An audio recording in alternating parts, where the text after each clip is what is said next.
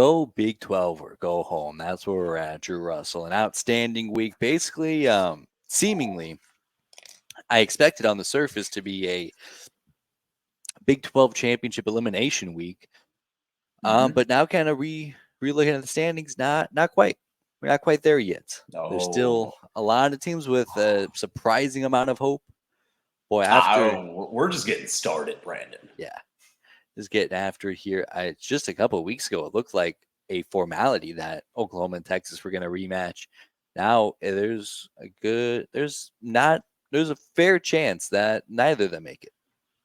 That's true. Yeah, I mean, Texas's schedule is not pretty. Next 3 weeks, on the road the next 2. And for Oklahoma, I mean, they are next to pretty much done. I mean, there's still an outside shot in a pile of 2 lost teams, the Big 12. I mean, anything can happen. But, yeah, they got to be feeling it right now.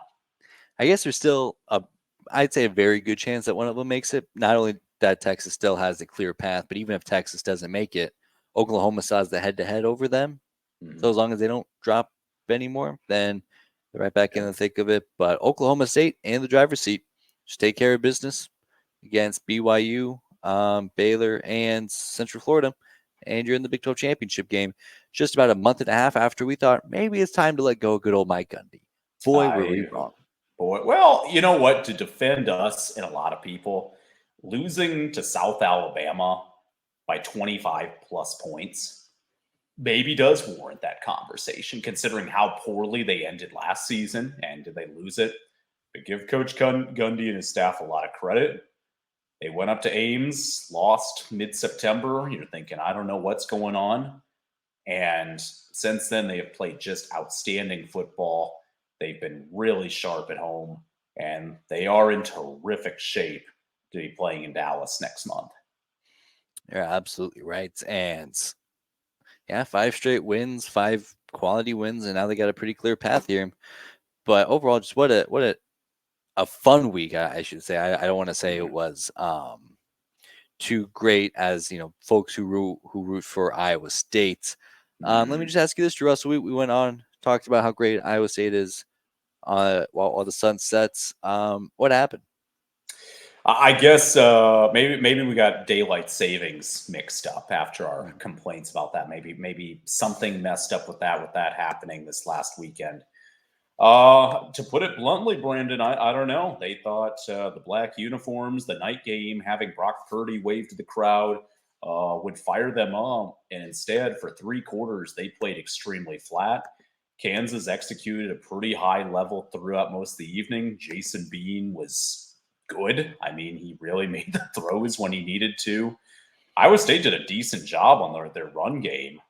That's maybe the toughest part. They only had 74 team rushing yards, which they're pretty good coming into that matchup. But a pick 6 will always hurt. That's what happened to Becht. And Kansas gets out of there with a nice road victory. And again, for a program that they got annihilated 2 years ago in Ames, lost by 45. So the fact that they can turn around 2 years, give Lance Leipold staff a lot of credit, lose their starting quarterback midway through the season, you think that's over. Instead, they're top 20 ranked, 7-2, and no one views Kansas football as a joke anymore. And that's maybe the biggest accomplishment, but a pretty difficult loss for Iowa State, who's played some really nice football this last month. And for a team that, they win that game, they control their own destiny into getting into the Big 12 championship game. Missed opportunity at home, especially in front of a pretty good crowd in November. Yeah, I think, and you kind of got to ask yourself, are you more disappointed in Iowa State, or are you more excited and impressed by Kansas? I think in a vacuum, it's pretty easy to be like, man, Iowa State didn't bring their A game, didn't bring their B game.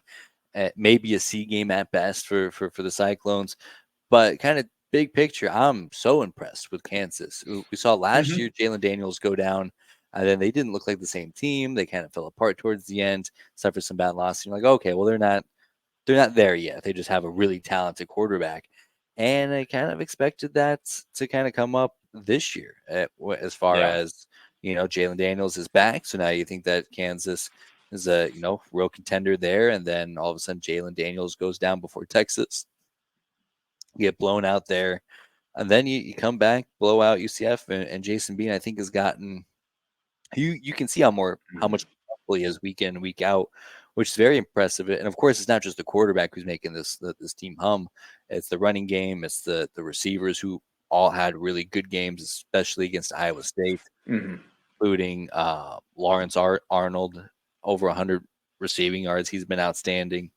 Um, Yeah. and you're Yep. kind of seeing the whole team come together where you didn't even get to see that last year after JD went Mhm. down. It was kind of a wrap. So in a big picture sense, I'm very impressed with Kansas. And you just got to think like, man, if they just didn't stumble early, and if they could have Mhm. had a little bit more preparation to play Texas, and gosh, if they Yeah, could have that state game back. and let's give you're dead right, Brandon. And I always crack up at every fan base. They win a game.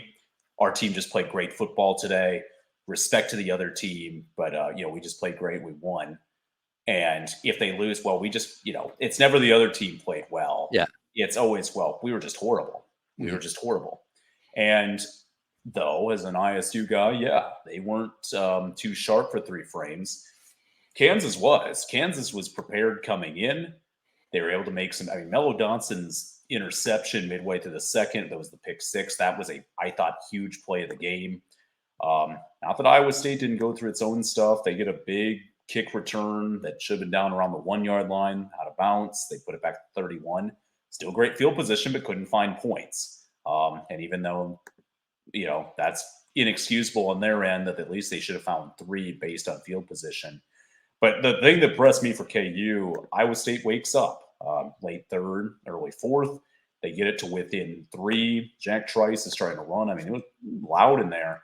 And Iowa State a little bit of a breakdown coverage, but kudos to Jason Bean and Lawrence Arnold finding that 80-yard connection to get it back to double figure lead, and then executing at the end offensively and keeping Iowa State's offense off the field for 5 minutes after they finally were able to kind of find some success their last three drives. So give KU just a ton of credit. They've been very tough this year on teams. No one knew what they would do for an encore performance. And this solidifies a winning season for them no matter what. They could lose their last four games, doesn't matter. That solidifies a winning season.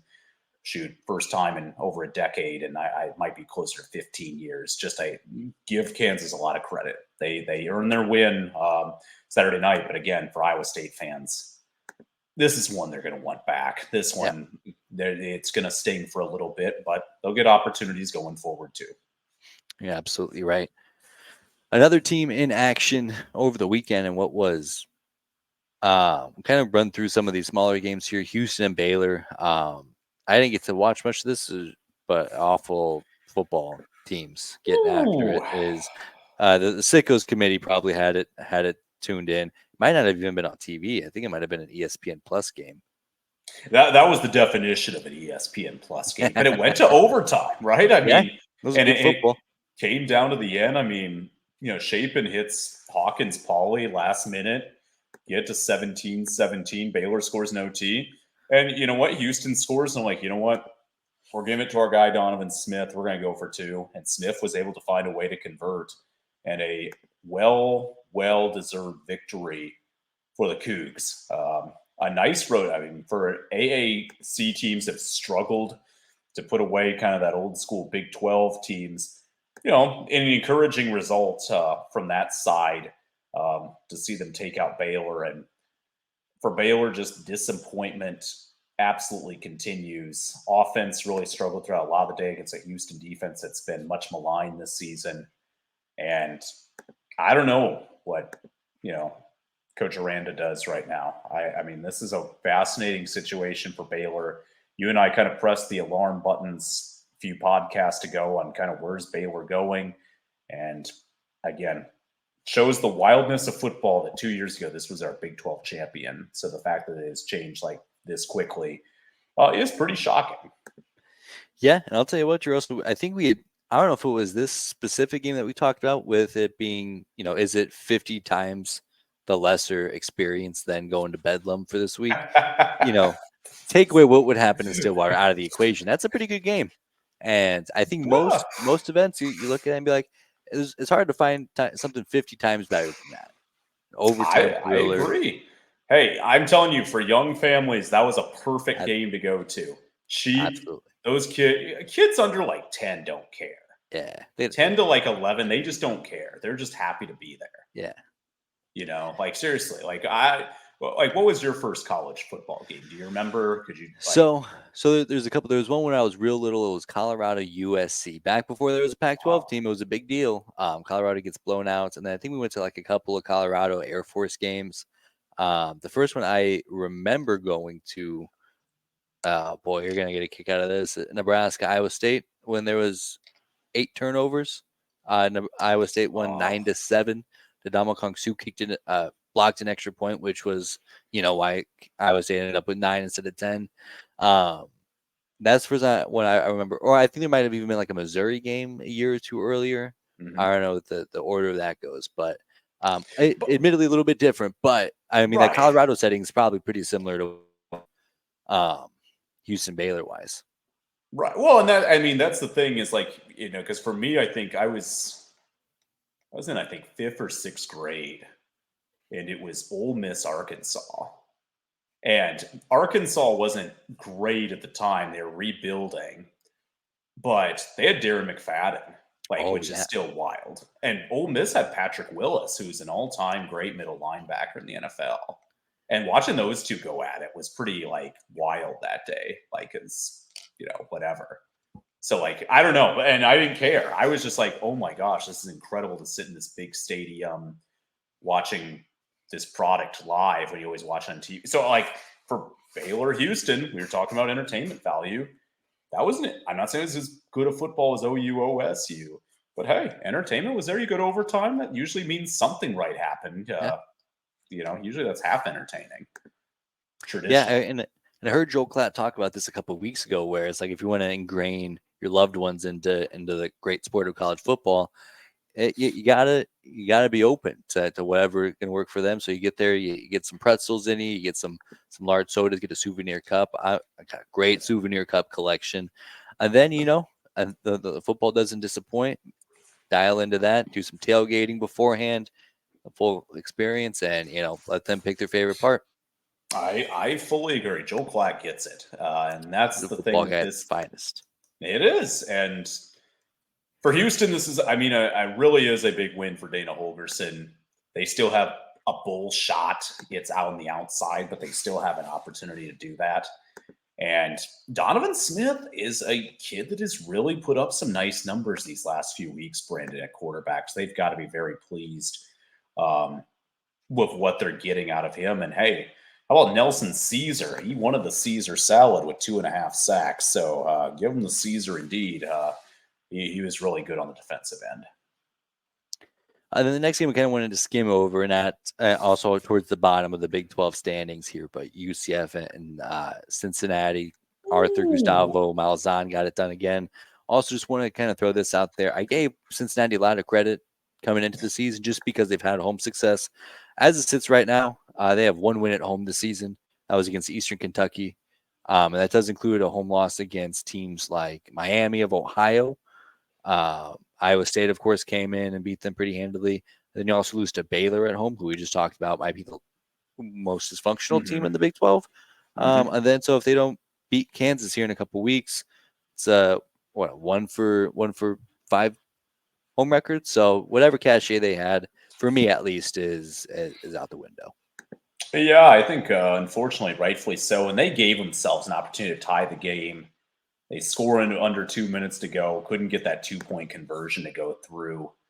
And give UCF credit. RJ Harvey, big day, 164 rushing yards, 3 touchdowns. He was terrific. But for Cincinnati, in a season that just nothing has worked, and especially at home, they've had some great success at home, especially in the AAC. Even the old school conferences way back when as well with Big East and all that. But this is a disappointing loss for Cincinnati and for UCF. Um, Gosh, got to feel good. Got to find wins. Wins are tough to find, and you cherish them. No matter the opponent, a road win's a good win. And then it's kind of funny thinking about it going into next year. the Big 12 Conference is going to have two teams who have qualified for the college football playoff before, and neither of them will make a bowl game this year, likely, including TCU, who had another stinker against Texas Tech. I kind of gave TCU a little bit of credit coming into this game, but still falling flat. Uh, again, I just kind of going by the 2, 4, and 5 teams now. Who gets the credit? Who gets the blame there in Texas Tech? Did Texas Tech win that game, or did TCU just not come in buttoned up? Let's give Texas Tech the credit, Brandon. I mean, they had a really productive game offensively. I think, Morton's continuing to develop as a QB. He's found some good. Taj Brooks had himself over 100 plus yards rushing. And they were really able to control the game in general through the ground and through the air as well. Their defense, neither team's defense was outstanding, but give Tech credit. They were able to force turnovers. I think took advantage of the weirdness of Lubbock, and we hear about Lubbock Saturday nights. I guess Lubbock Thursday nights are clearly also pretty weird. And for them, it's a nice win for two teams that I think you and I will agree, two of the three disappointing teams in the conference this year, just based on preseason expectations. Both had such great seasons last year. Obviously, TCU, their run of the national championship, and Texas Tech had a great year last year just based on their rebuild project. So for Tech, give them credit. I think they executed well. For TCU, there have been some losses this year, I think, that make your head scratch, and you kind of go, I don't know what's going on here. Of course, they want to win, but this one I'm not going to rip them too much because it's a tough road environment traditionally. And Tech, I thought, played in general a pretty sharp game. Yeah, I think when we look back on the season and kind of reevaluate coaches that are kind of on thin ice right now, Joey McGuire was pretty much on that list. I think it's fair to say, just with the step back this year when you hope to take a step forward after building that late momentum last year. But you look at what victories can you take away? Where's your program trending? And when we talk about a guy like Dave Aranda, they're trending the wrong way. They would have loved to have picked up a win like this against TCU. And I think you really dial into that because TCU or Texas Tech played very well. They came in buttoned up. They came in with energy. They came in cleaned up. Perrin Morton didn't have any interceptions. Taj Boyd was outstanding as always. And then even late, it got a bit dicey. TCU kind of hung in there, kind of started putting some stuff together late, but still able to kind of keep your composure. TCU brings it within 7 late in the fourth quarter, and then you go right back down with a long touchdown drive of your own. Start off the fourth quarter with a touchdown as well. Kind of separate yourself, and it just they look very composed. And yeah, they don't have the amount of wins that I'm sure that they wanted to, and dropped a couple of early games that they'd like to have back. But overall, I think you look at a win like that and you're like, okay, things are trending in the right direction. We just have to continue to give it time. Yeah, no, I fully agree. And I'll tell you what, maybe what helped make that game weird. Shout out to the Texas Tech possum. Did you see that No kidding. possum? Yeah, it was Yeah, really getting after possum. it. Yeah, that thing was not messing around whatsoever. I think that just helped embrace it. They need to make that possum be a official mascot of Texas Tech and make it part of the Red Raider. Because that thing went to do damage. I'm telling you, it brought some good karma into Lubbock. And now just kind of jumping into some of the actual really good games, as far as there's two of them that caught my eye. First one, the morning game, Kansas State and Texas in Austin. Kansas State really struggled early. Their offensive game plan was not tuned in. They weren't executing well. And it really looked like it was pretty close to getting out of hand. Their defense came through on a couple of big stops to stop the bleeding in a way, keep it somewhat close. Then, they start putting some stuff together in the second half, score 16 points in the fourth quarter, tie it up, and, eventually get an opportunity to win 4th and goal in overtime down 3 and just don't quite get it done. Boy, what a game, though. Well, it was a great game, a game of resiliency on both sides. Texas played a phenomenal first half defensively, especially. Will Howard looked really out of sorts. They really had a good feel of the ground game throughout the entire day. But that said, you have to hand it to K-State. Got a big special teams play late in that half. And then second half, Will Howard decided to show up, and he had a major half of football. He ended with 4 touchdown passes on the day. Special teams played a major factor late. Missed chip shot with under 2 minutes to go. Looked like that was going to be the difference in the ball game. But the defense got to stop. They kicked a long field goal, make it good. But I think that special teams, we had a missed field goal, they had a missed extra point. I do think that made an impact late in that overtime period, Brandon, where I think that coaching staff's like, we are not losing on a missed kick whatsoever. And I think that's why they decided to go for on fourth down, which I agreed with the call. I think the play calling sequence up to that point I disagreed with, where I think they probably could have ran it another time or two on second and third and goal just to see what you can get. Instead of making that a 4th and goal from the 4, make it a 4th and goal from the 1 or 2. So I don't know. But for Kansas State, a very difficult loss. They've had so many close losses to Texas these last few years. And this one's going to sting, especially because they really had a good opportunity and just couldn't get it done, unfortunately, for the Wildcats. Yeah, tough spot to be in. I do like the play call. I mean, you go into halftime thinking, man, if you had told CK going into the locker room there, you're going to have 4th and goal with an opportunity to win the football game here in about 45 minutes to an hour or so, you'd be jumping for joy. And so you get that opportunity, you're in that setting. I do agree. Especially knowing that that's what you want to do and that you want to end this game as soon as possible if you get the opportunity to. I would have liked to have seen them get a little bit closer, knowing that you do have that extra down in hand. So I think that's tough. It obviously didn't look like a good play, that a 4th down call.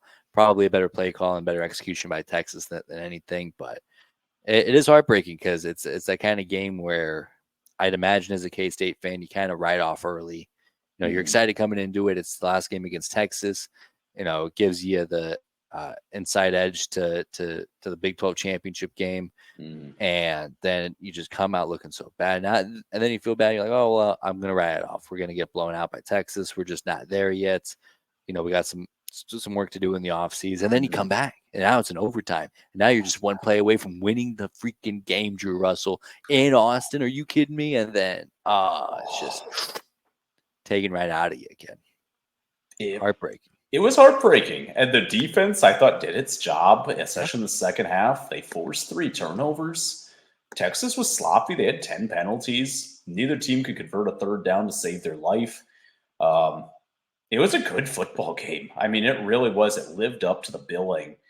But it came down to literally one play, and Texas was able to create a pass rush, good coverage in the end zone. And Texas lives to see another day. And again, for this Texas program, again, this podcast has made its feelings known about how we feel about them in the college football playoff. But that win over Alabama is going to keep on giving as long as Alabama keeps winning. And if they run the table, Brandon, I do think they're going to find a way still to sneak in at a 12-1 record. And that's 4 games they'd have to win. Whether they can or not, that remains to be seen. But they keep that hope alive as the last team in this conference. So a big win for them. And for Kansas State, boy, this is a season you just feel like in 5, 10, 20 years, you look back as a fan, you're reminiscing about old times. You're thinking, man, a couple plays and this team is right there in the thick of that conversation. They're a good team. They just couldn't get it done. Yeah, absolutely right. And it is kind of interesting to look at the landscape here for the college football playoff, because let's assume that Georgia continues its dominance. Right? I guess let's just get to the chase. If there's a Georgia in the playoff, there's the undefeated Big Ten champion, whether that be Michigan or Ohio State. Then you have an undefeated Pac-12 champion. How undefeated Pac-12 champion in Washington? So now you're picking a spot between a 1-loss Ohio State or Michigan, with their 1 loss being to the other. which is probably the best loss in in the mix. And then you also have Oregon, whose one loss is to Oregon, who just won the Pac-12 Yeah, championship game, right. so they're in. And then you have Texas, whose losses to Oklahoma, who that hasn't aged very well. But you also have the win against Alabama. I have a hard time keeping them out in that It'd be scenario. tough.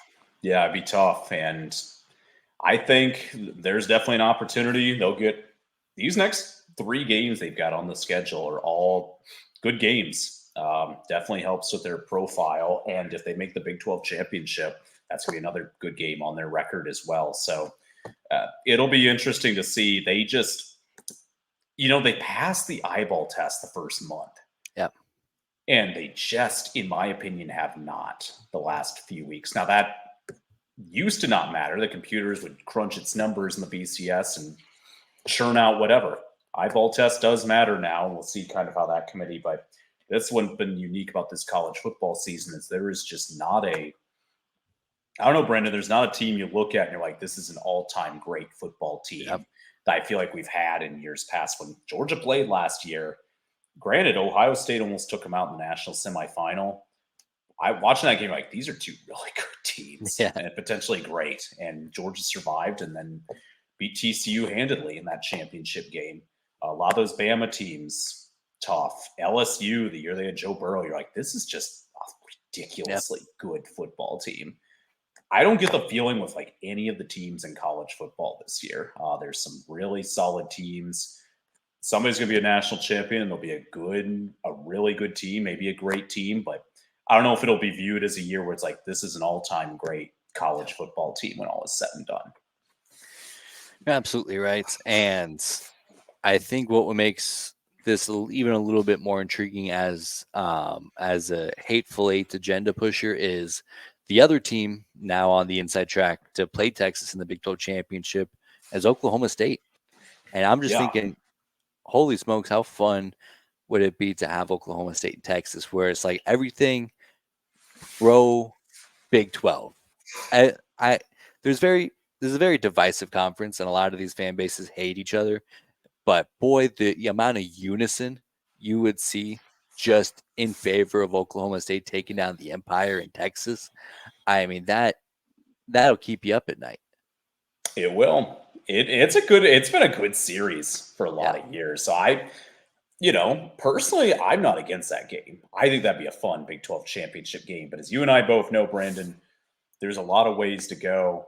And, even for a team like Kansas State, still a lot of it to play for this season. They've got, Baylor this upcoming week and then at Kansas and then home versus Iowa State. Yeah. This could still be a 9-win season for them. For sure. And they finish strong. They're going to be putting themselves in a good position. But Sunflower Showdown is going to have some fun juice this year. That's going to be a great football game.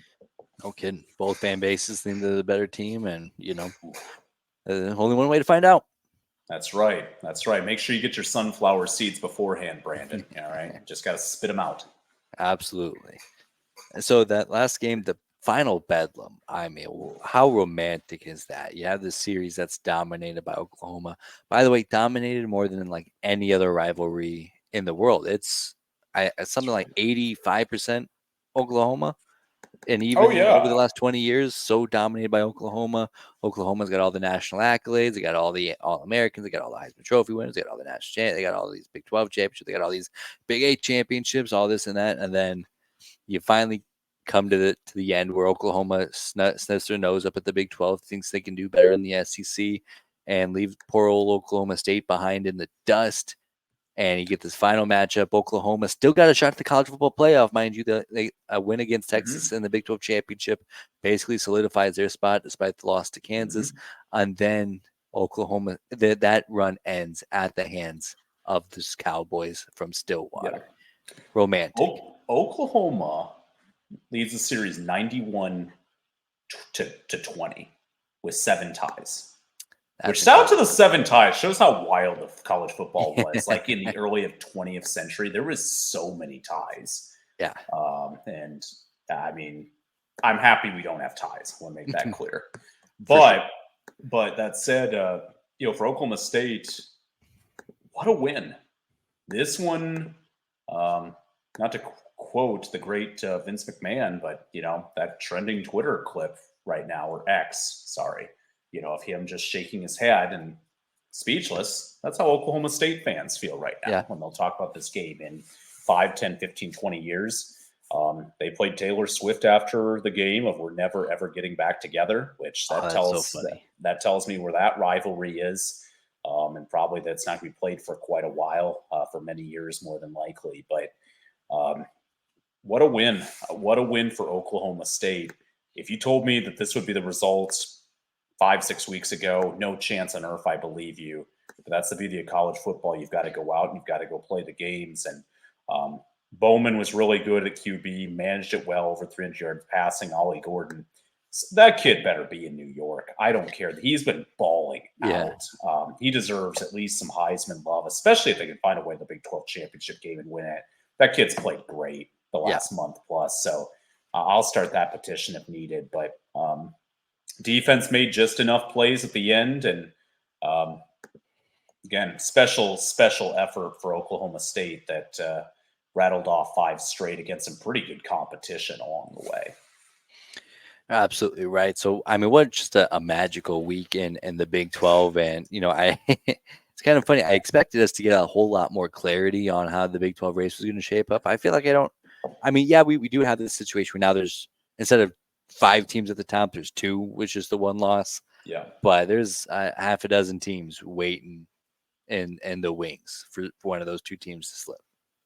They are just, they're like sharks in the water, and they're looking around that capsized boat, and they're just waiting. They're out for blood, Brandon. They are out for blood right now. It's great. I mean, this is what it's all about. November football, college football is a fascinating deal, Brandon. This football in general.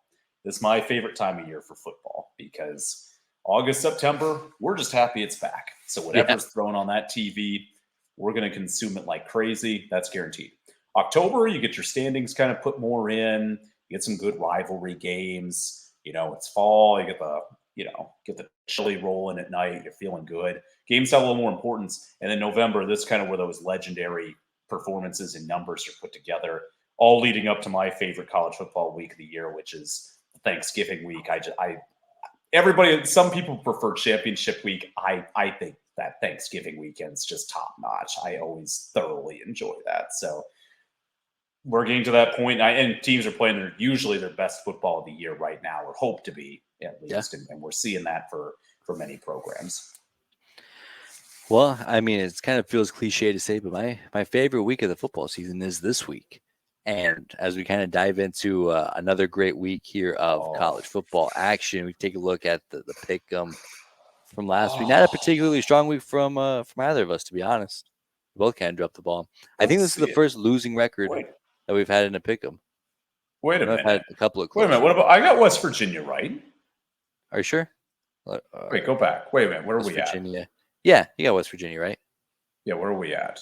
Oh, that's week 9. Wait, that's right. That's shoot. 10. Okay, you're up. Oh, yeah, I got West Virginia and UC. Whoa, Brandon. Okay, Whoa. wait a minute. I'm sorry. So it's all West Virginia now. Okay. Boy, I can't believe I missed that. Okay, so now does this look right? So, oh my gosh, what a week you had. Oh man, yeah, I'm very pleased. Wow. Yeah, so Texas Tech won, Oklahoma State won, Kansas State lost. Bummer. I'm really angry about my Kansas pick though, because my record was going so well, Brandon. I was like, I got to pick against Iowa State. I don't like it, but I had to do it. And now, so man, I've built myself a lead. No kidding. It's pretty much a wrap, I'd say. Yeah. You never know. I might be up. I feel like I'm up like 2 touchdowns in the fourth, or like up 17. But it's not over. We still got 3 weeks. 3 weeks. I mean, you're up what, 10? I mean, that's a crazy climb. You'd have to really try to tank it to bring this up. And I may never know. Hope you keep your foot on the gas pedal. Yeah, I mean, 54 and 22, 2-1 winning ratio. That's pretty impressive. I know. More than that. Man, I need to join. I need to join the betting show here in the Cornhusker Connection. Right. I might need to just straight pick them. Obviously, if I'm betting lines, that's where it goes out the window, Brandon. We pick nothing but losers. But when it comes to straight pick 'em, I guess I've got it at least this season.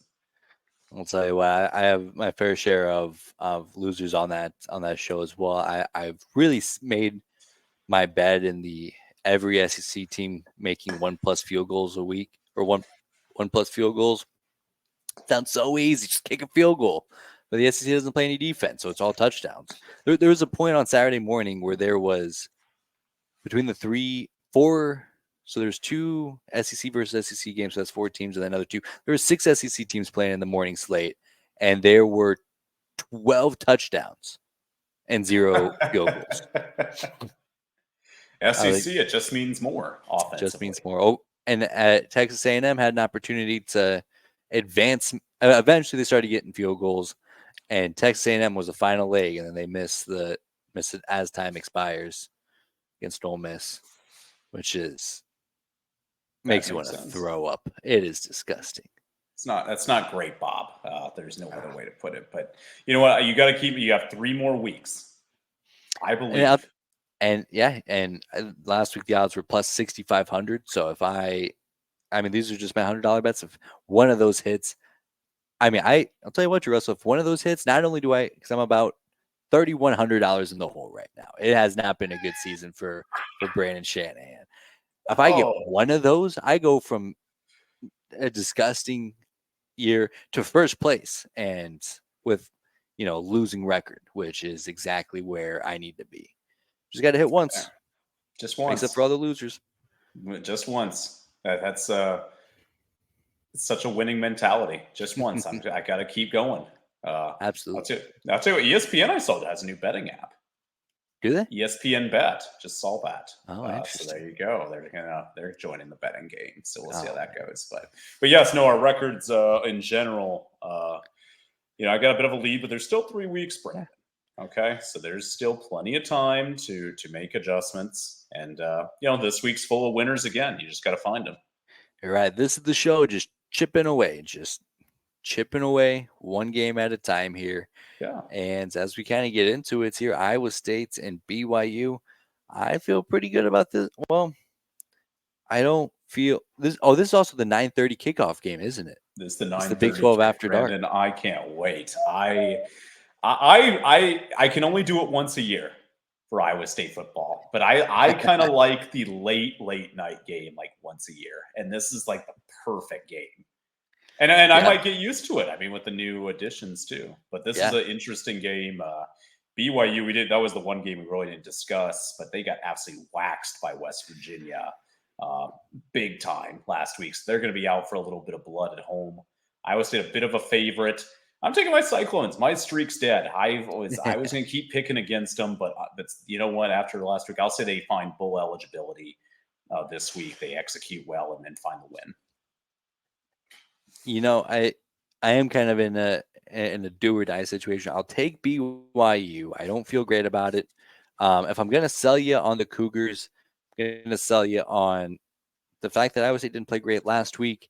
It's a very young team. I feel like it's easy for that kind of performance to spiral into a weird game, on the road. Provo's a rowdy environment, and you're playing at 9 o'clock your time, your body time. Mm-hmm. Yep. I mean, that's a tough game to get up for. And we've seen BYU snatch, wins from teams like Texas Tech this way. Mm-hmm. We've seen them play some real good ball at home, especially at night. It feels like a snowball kind of performance for Iowa State. I'll say this game is major for both these programs, Brandon, because both teams are 5-4. Yeah. Winner will make a bowl game. And both teams have not great schedules to end the season. Iowa State is at home versus Texas and then on the road at K-State. And for BYU, they're at home versus Oklahoma, then on the road versus Oklahoma State.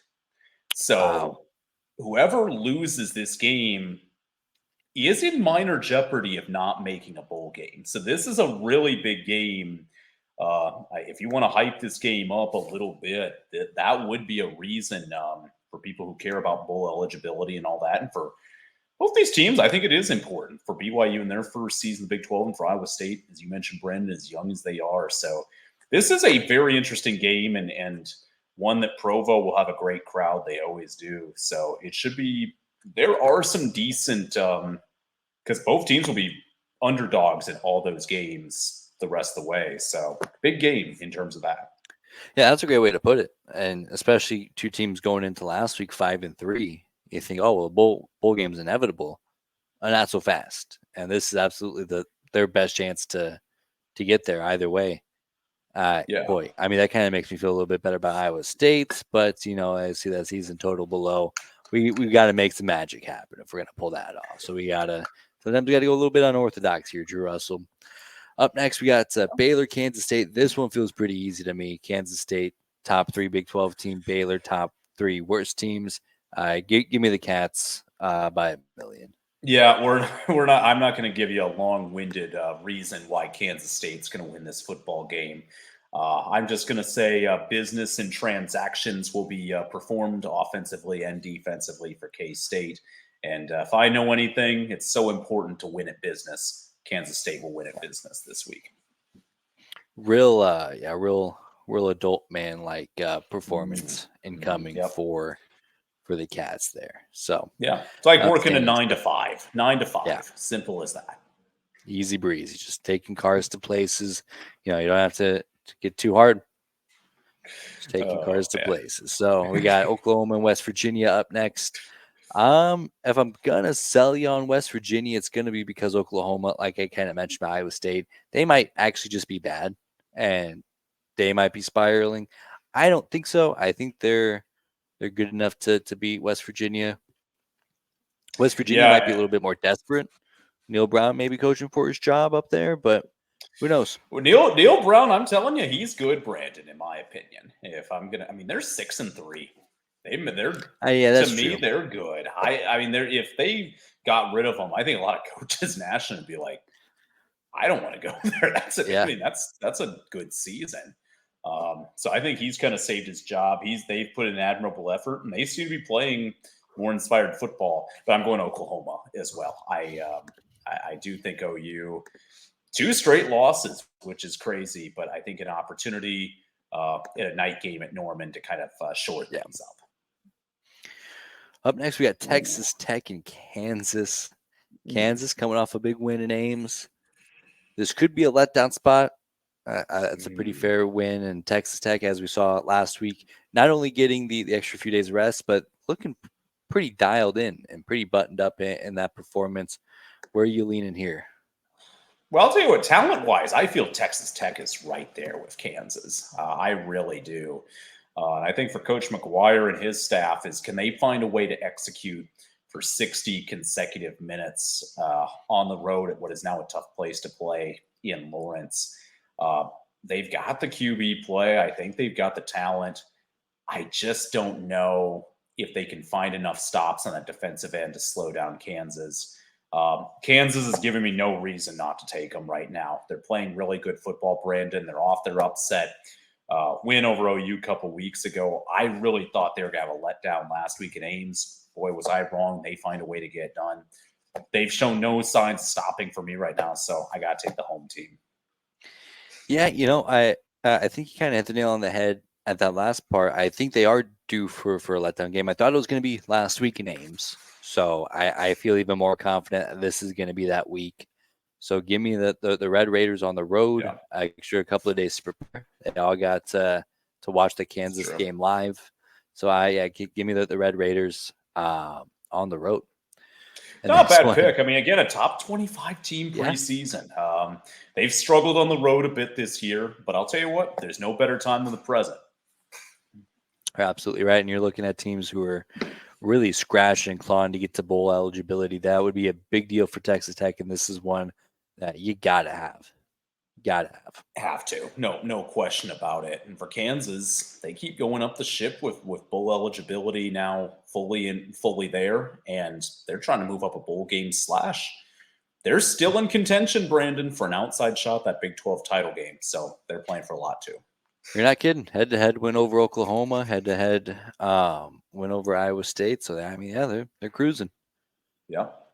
The team in the driver's seat for that Big 12 championship game, Yeah. Oklahoma State and Central Florida. This one worries me a bit for Oklahoma State. That this feels like the game that they would drop on their schedule. They got to go across the country to Disneyland, coming off of, I mean, like we talked about earlier, just such a romantic, historical feeling win against Oklahoma. With that said, I can't bet against them with what I've seen from UCF. I think going into the season, maybe I I know. Yeah. not knowing how this plays out, but knowing what I know now, I think Oklahoma State's playing too good a football. Yeah. It's look. You and I have sung the praises of Mister Gustavo Malzahn so much. And I love that that's been a tradition unlike any other. No, we're not the Masters. It's Gustavo. It is an interesting game because the UCF did pick up their first ever Big 12 win last week, granted against another cellar dweller in Cincinnati. And yeah, I'm sorry, Brandon. As much as I want to make our season race half interesting, this is not the game I'm gonna do it on. I think Oklahoma State also will find a way to get it done on the road. Yeah. I don't blame you whatsoever there. And up next, we got, speaking of the bottom dwellers of the conference, we got cream of the crop in Cincinnati at the moment. Hit Houston, who's picked up a couple of big wins here throughout the season. One against West Virginia, one against Baylor last week. Boy, I like Houston here, but there's also part of me that's like, this is going to be Cincinnati's last realistic chance to win a conference game. Are they really going to go 2-10 this season and not win a single conference game? That doesn't feel very likely to me. That's a good point. They haven't. I mean, they did almost get the win last week, so we do want to defend that. Yeah. Boy, they have had a lot of uninspiring football this season too, and they do. But you mentioned it, Brandon. They were able to go on the road, and they found a way to get it done against Pittsburgh earlier this season. That was a long time ago, but they did find a way to get that done, and they were 2-0 at the time. You and I said, "Hey, Cincinnati might be able to make a little inroads in the Big 12," and that hasn't been the case. Houston's tough, and I know it was on the road. I know Baylor's had their tough times, but I didn't know if this team was going to win a conference game just 3-4 weeks ago. So give me the fighting Dana Holgersons, and I'm going to take Houston at home.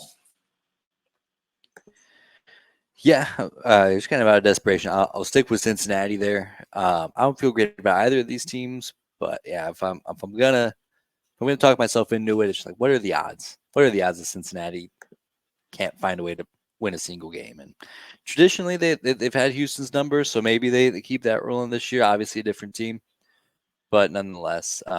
And then a good old Lone Star matchup here in Fort Worth. Man. Boy, at the beginning of the season, you really have this game scheduled on your calendar. The defending national runner-ups, and then a top 10, top 5 team in Texas preseason.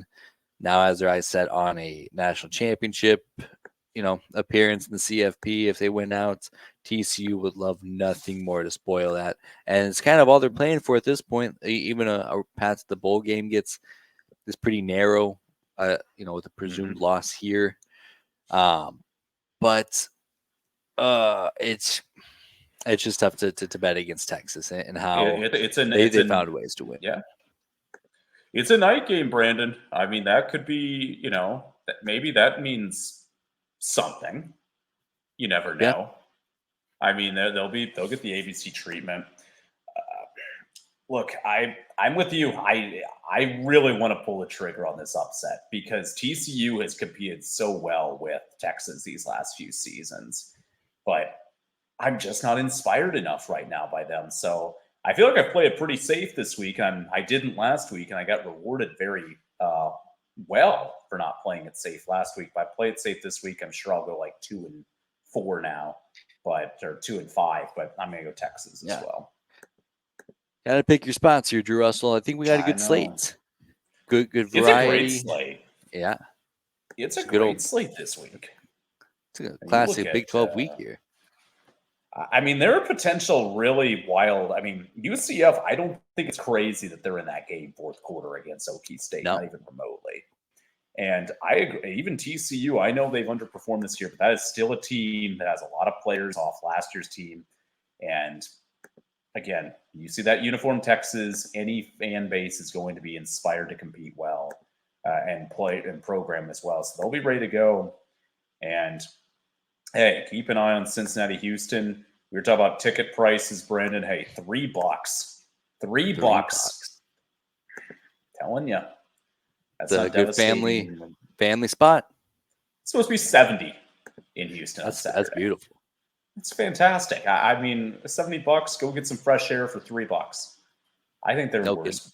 I mean, that's you can go to a local fast food chain these days. You're paying 3-4 times that for a compliment. Can't even get a McDouble for $3 these days. Oh, it's a brutal world out there, Brandon. Yeah. We can't do that. I used to have such a good go-to order. I'd get 2 McDoubles, add mac sauce, and a large drink. Get out of there for under $6. Those days are over. To this day, I still cry in high school my order of a McDouble, McChicken, medium fry, and I always had change on hand, $3.21. It was all $1, and it was phenomenal. And now I'm happy if I can get a freaking high C large drink for $1. No kidding. Yeah, Boy, what a world! What a world! Yeah, got to have the app. Got to sign up for their terms and conditions. Got to give me your firstborn baby as part of those. That's how it is. But there'll be some interesting matchups, and the most interesting, looking at Vegas lines, Brandon. Not that you're a betting man, even if we already established that earlier this program, but Kansas is only a 4-point favorite over TAC. Oklahoma State's only a 2.5 favorite over UCF. Wow. Which I find very interesting.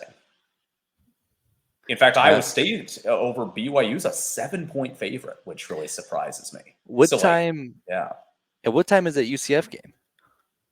That is a 2:30 kick on ESPN. I was thinking it's tricky if you got to play that at 11 a.m., but I guess 2:30 probably isn't that bad, but you're still going across the country. Yeah. It's an interesting line to me. The only one that I'm really not stunned by is Kansas State. They're 20.5 favorite over Baylor. Holy smokes. So yeah, that's checks the only out. one that doesn't stun me. But outside of that, I mean, there's some close ones. So it'll be good to see Big 12 will have 3 primetime games nationally with West Virginia, Oklahoma, Texas, TCU, and then Iowa State, BYU. Interesting. So Fox, ABC, and ESPN. So be an interesting week, Brandon. I'll tell you. 3 weeks left, and they only get better. Only gets better, only gets bigger here, and it should be a great week. I'm excited for it. Hopefully, we'll have some clarity at the end of it, as opposed to the, what we had last week. But great stuff going on. We got some Big 12 basketball hoops to talk about next week. We'll do a full preview as well as recapping this outstanding week of college football, and we'll get to talk about playoff scenarios, Big 12 championship scenarios.